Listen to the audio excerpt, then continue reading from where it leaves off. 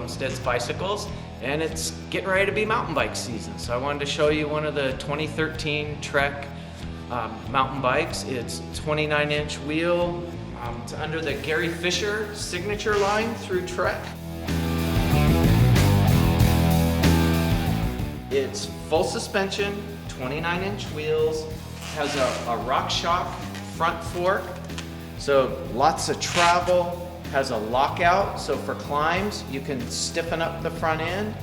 It is air adjustable so that you can fine tune how stiff or how plush your fork is just by adding or subtracting air to your little Schrader valve on top.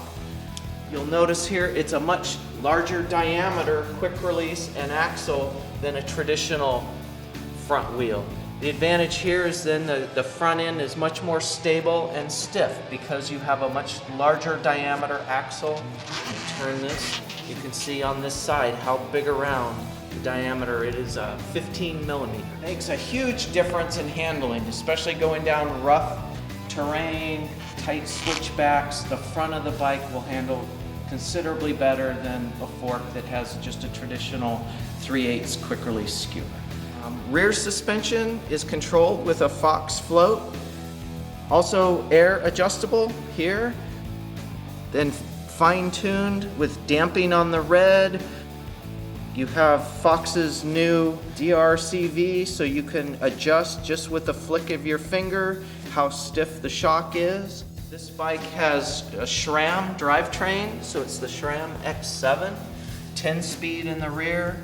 Great wide range of gears for going up or down the mountains. The 29-inch wheels, if you're not familiar, the advantage here is that they're going to roll over obstacles better and you will have more traction than you will with a 26-inch wheel. Disc brakes are handled by Avid Elixirs, full hydraulic. The front disc is 180 millimeter for better stopping and cooling. Rear is 160. One of Trek's main designs on their bike over others is that their rear pivot point is at the axle. What this does, it's called an active braking pivot. This allows some suspension designs, when you engage the rear brake, it stiffens or almost locks out your rear suspension. So you're going down a really bumpy trail, you hit the brakes, now your back end isn't as supple and plush to go over those obstacles. Trek engineers have found that by moving the pivot point right to the axle over being above or below alleviates this braking phenomenon that stiffens up the rear end. So you'll have a much plusher suspension on the downhills when you hit the brakes. Those are some of the features of this bike. If you're thinking about buying a full suspension bike in the next few months, definitely something to go into your local bike shop and talk to them about. Thanks.